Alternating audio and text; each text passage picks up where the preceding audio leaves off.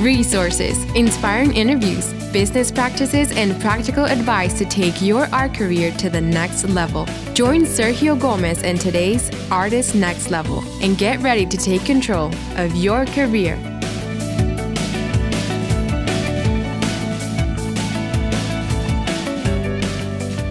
Hello, my friends. Welcome to a new episode of the Artist Next Level podcast. I'm very excited to be here with you. And I'm super excited because I'm not alone today. I'm actually sharing this conversation with Shelley Gilchrist. She's the founder of FUSEDChicago, a Midwest encaustic artist. And I'm also here with Carol Hamilton, who is the vice president and head of exhibitions. So if you've never heard of FUSEDChicago, FUSEDChicago is an organization of Midwest artists who share an interest in the medium of encaustic, a method of making art using pigmented wax fused to a surface by heat. Their mission is to advance public awareness of encaustic art through workshops and thematic exhibitions, and to create professional opportunities for networking and learning exchanges for their members. So, welcome, Shelley. Welcome, Carol. How are you today? Hi, Sergio. Thank you. Well, we are super excited to have you here in the podcast today. We are not in the same room. Each one is at our own homes, but we are connected through technology, and that is a wonderful thing that we can do this from the comfort of our homes. We can have this amazing conversation, talk about your group, talk about a beautiful exhibition that's up right now at the Jovial Center called Painting with Fire. So we're going to talk a little bit about that as well. And kind of hear the history of FUSEDChicago, how it started, what it is, what's happening right now, what's coming for the future. Because I think a lot of the artists here, friends of art, the Art Next Level podcast, will enjoy kind of hearing your story. Maybe some of the artists here might be interested also in your group, in looking you up and see what else you do, and maybe also being part of what you guys doing. So thank you so much for being here. So let me... Sure thing. Yeah, let me start with Shelley. Shelley, so tell us a little bit about yourself. You are an artist, I assume, as well? I am an artist. Mm-hmm. And I started, I was an artist for about 10 years before I took an encaustic technique class. And they were very hard to come by back in 2000. You had to kind of take a class from someone who worked in one of the encaustic paint companies. They travel around the country, these people, and they give workshops.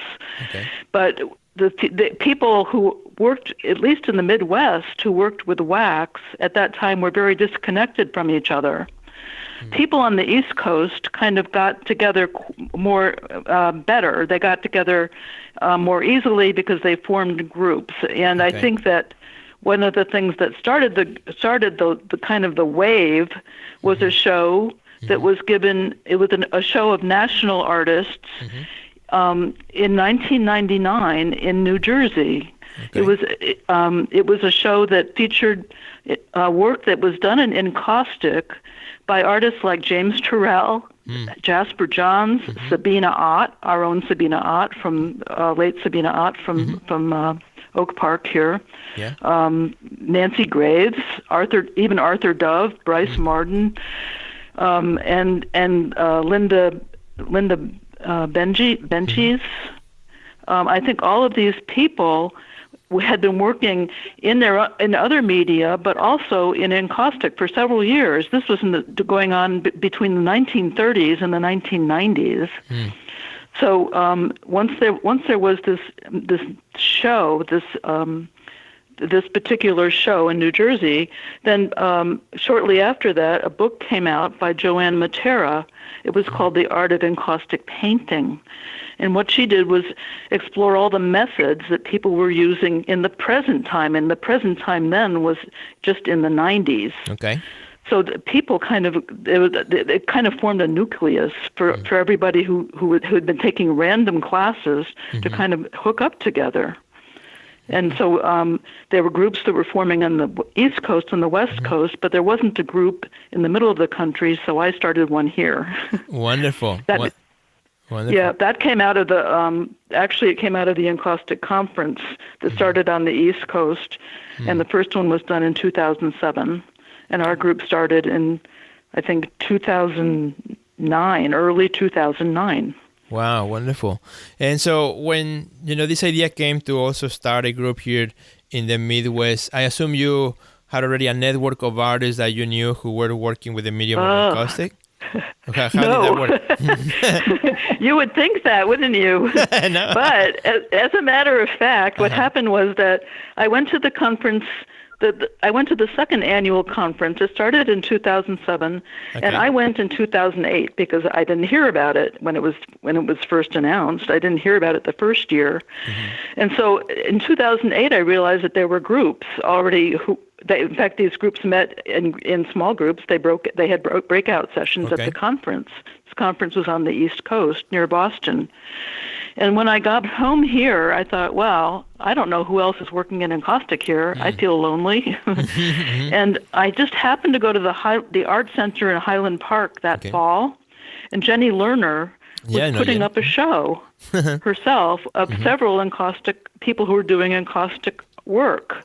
And so she knew several people. And I think at that time she may have even been teaching it. But there were very few teachers here at that time. But through Jenny gave me the impetus. I realized there were more people here who were using this material than I ever knew. And so I put up a sign in some of the art centers, and people came. That's wonderful. They showed up. That's wonderful. Yeah. And this is all before social media, because nowadays, you can just post in social media, hey, who does this or that, and then people just, comment. But those days was before we had the social media, so it was a lot of kind of a spreading word of mouth and putting signs and letting people respond to those. But that's right. That's so true. That is pretty exciting. So how many people? I should frame the flyer. Yeah. So how many artists kind of were the ones who started the group? About roughly. I think we started with about 15 people. Okay. And I remember some early meetings. I mean, one of the people who came very early was Dan Addington, and he let us use his gallery for a couple of meetings. Okay. And Kathleen Waterloo gave us a tour of her studio. I mean, these were people who were very advanced in this technique. Yeah. They've been using it for years, both of them. Right. It was very generous, and it was very uplifting for the group to have people who were professional artists. It really. Because everybody then felt like they had to bring their A game too. Right. That is wonderful. So let me switch now a little bit the conversation with Carol. So Carol, let's bring you here into the conversation too. So Carol, when did you join? When did you join the group? I joined in 2012. I'd been working in encaustic since about 2000 as well. When I came to Illinois, I didn't really know anybody in the art community at all, so I went online and looked for encaustic, and there was you. Carol, as you found the group, then you started to become also kind of engaged with the programming and the things that they were doing, and now you are vice president and head of exhibitions, which is wonderful. How long you been in that position? I'm ending my first year as vice president. I was secretary before that. And this is my second year now, starting my second year as head of exhibitions. And I really enjoy writing proposals. So I kind of took that on because we really needed to have more opportunities for our artists. That was one of our goals. Cindy, our president, and myself, we wanted to give more for our artists, for them to have more opportunities to show their work and to advance their careers. And from what I've seen from the group, because many of the artists who are part of FUSEDChicago are also friends of mine, and I see that you guys as a group are very active, and you do have a lot of programs, a lot of exhibitions, and that's what is really exciting about this conversation that I'm having with you here, because there are many groups out there, but not many are very active, and you guys are super active, very serious about what you do, and I think that kind of brings the level up of the whole group, right? As an organization, and saying, here we are.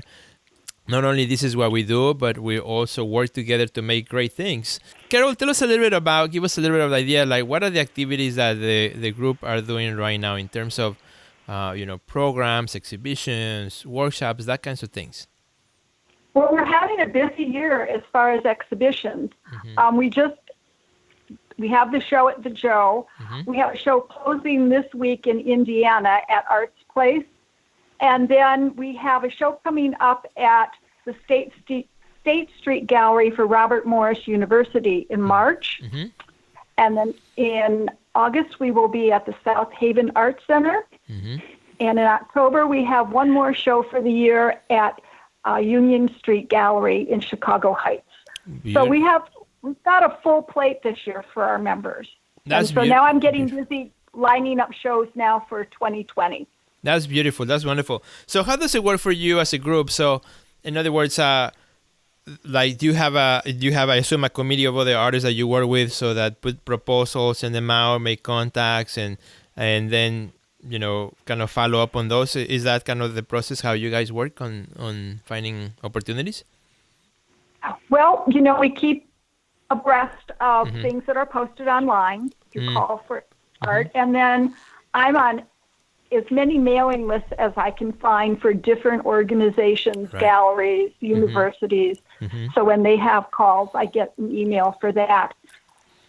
So I'm constantly searching for good venues and then searching for good ideas for different kinds of shows.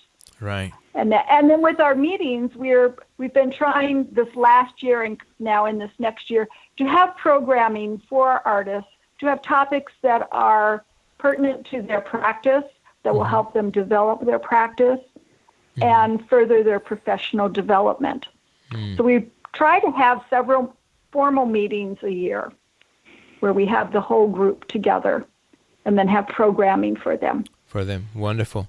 And about how many artists you may have in your group right now?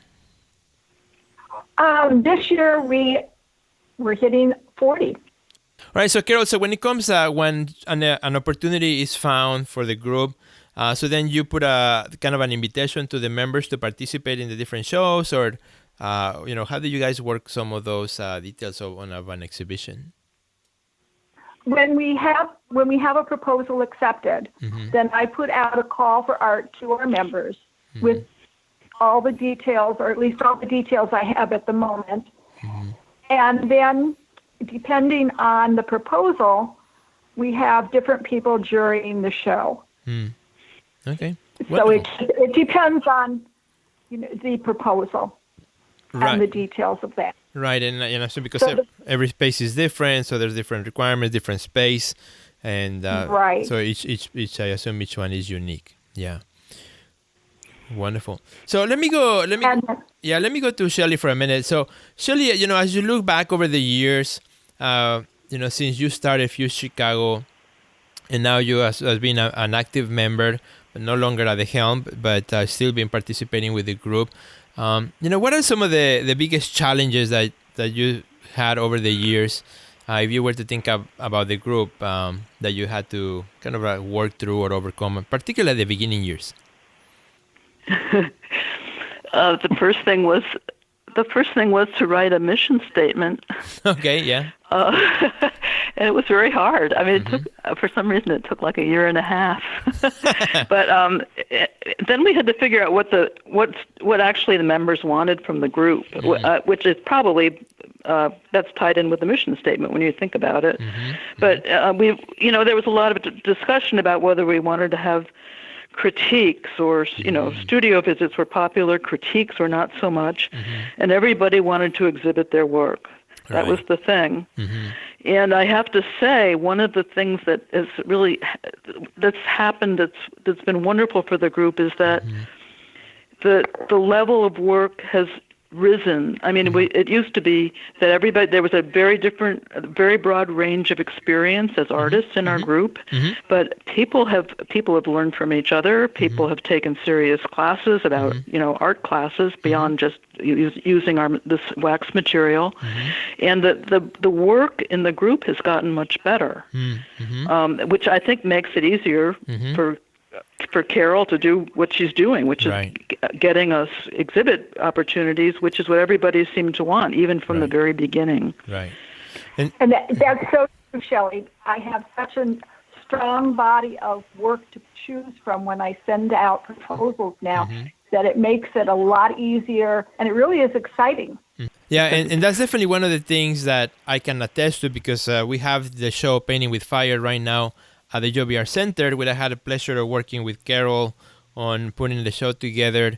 And I have to say, the wide range of, how each of the artists uses the medium of encaustic and creates their own language is just beautiful. I really enjoy walking through the exhibition hall and, really absorb each of the artists' way of working.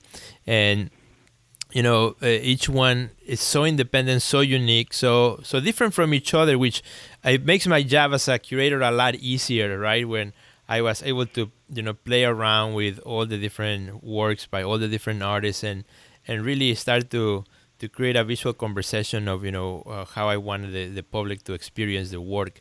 But, both of you are absolutely correct. The quality of the work is outstanding. The response from people coming to see the show for the opening, it has been really, really great. People are really enjoying the exhibition. And it's some of the things I love about the medium of encaustic is that encaustic is really hard to photograph because it becomes totally flattened on a photograph. And Yes. I always say that encaustic is one of those mediums that you really have to see in person, right?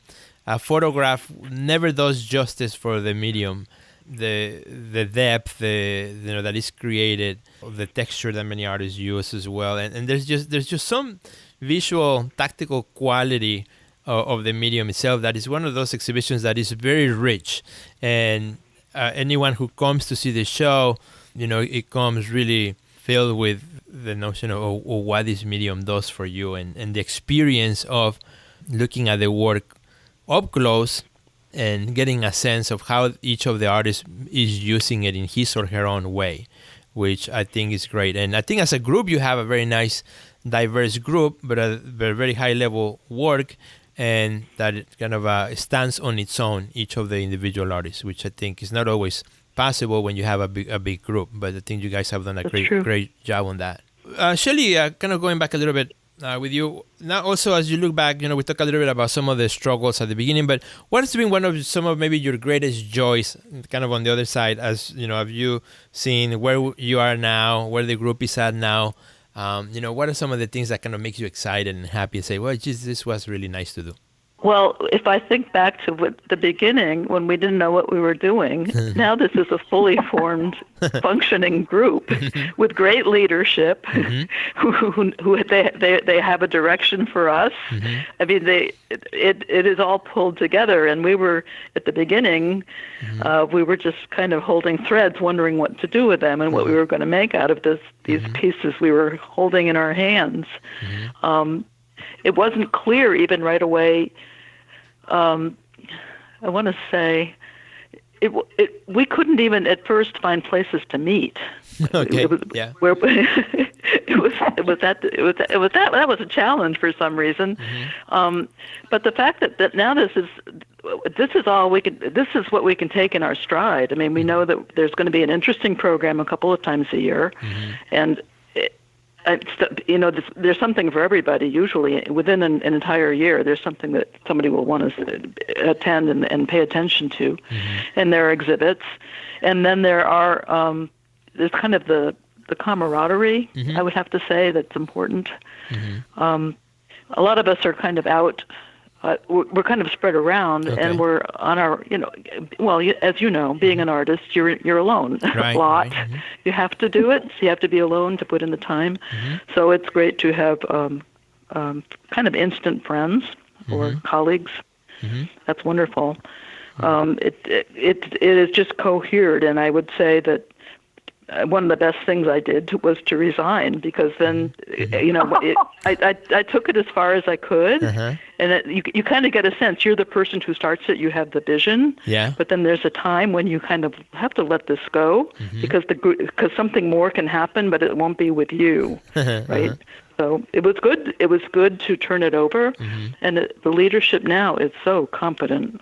Really. Well, thank you. That is wonderful to hear from you, Shelley, because there may be some other artists who may be listening to this podcast right now, and maybe they are on the verge of creating a group of, with other artist friends for something, for any type of focus that they might want to give to a group. So kind of hearing your both of you's experience and how the group started and what has become today as such a thriving group. I think it's exciting, and I think also kind of provides enthusiasm for other artists who may be right now kind of in those early days like you were, Shelley, figuring out how to get things moving, how to get things started. So Carol, how about you? What are some of the things that excite you the most about the group?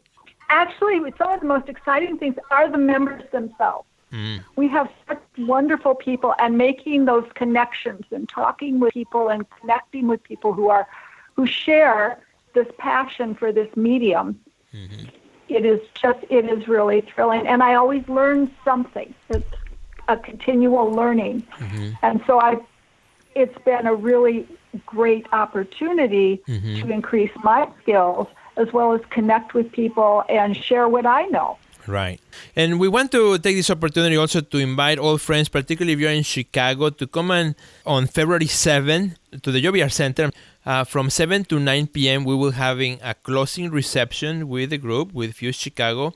It will be the closing of the exhibition Painting with Fire, which again is a beautiful exhibition you do not want to miss. Particularly if you were not there for the opening, you gotta come for the closing because you want to see the show. It is really outstanding show. So, Carol, for our friends who may want to check out the group, maybe there are other artists who do encaustic medium work and they would like to, see what the group is all about. Where can they go to find more information about the group?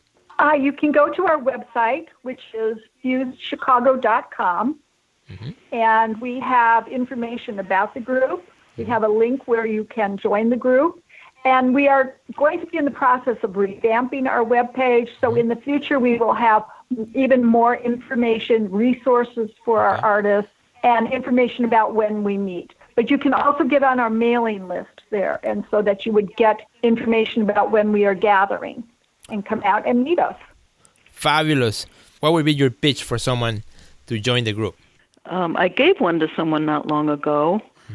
She was I was talking her into trying to join the group in New England because she was moving there. Okay. And that's not a group I know, so I couldn't speak specifically. But I was talking about the importance of meeting with other artists who understand the frustrations of working with wax. I mean, wax is a challenge. You can become very good at it, but when you turn your back on it for a second, things just happen. It just something overheats. You want to learn a new technique, and you think you're good, but then you learn the new technique, and the art is coming out very badly. It's wonderful to have someone. Other people to talk to and to share with about this particular material, and it fits into different people's lives in different ways. Not everybody just does encaustic, of course. A lot of people just work it in as a material that they use with other things, and I think that our group and some of the wax groups in the country, they all have artists who work in several materials as well. So they have a perspective on this. It's not just that they just work with wax. That's very useful as well. Fabulous. I love it. I think that's a great reason why anyone who works in the medium, should join FUSEDChicago or a local group who works with encaustic as well. I want to thank you both, Shelley. Thank you, Carol, for being so kind to join me today. It's just been such a wonderful conversation. Again, congratulations on a beautiful exhibition, Painting with Fire, at the JBR Center, which again, closing reception is Thursday, February 7th to 7 to 9 p.m. Hope our friends can join us. But again, I want to say thank you so much. We want to wish you the best. I look forward to seeing online some of the many more exhibitions that are coming ahead. I will try to make as many as I can as well. And please congratulate all the artists on my behalf, because you guys are doing wonderful work and are a great example for many others. Well, thanks so much. Thank you, Sergio. No problem. Well, thank you. And my friends, thank you for listening to this podcast. If you enjoyed it, please do me a favor and share it with a friend. That's something that you can do for us, and we will be so excited as well. Thank you, and I will see you at the next level.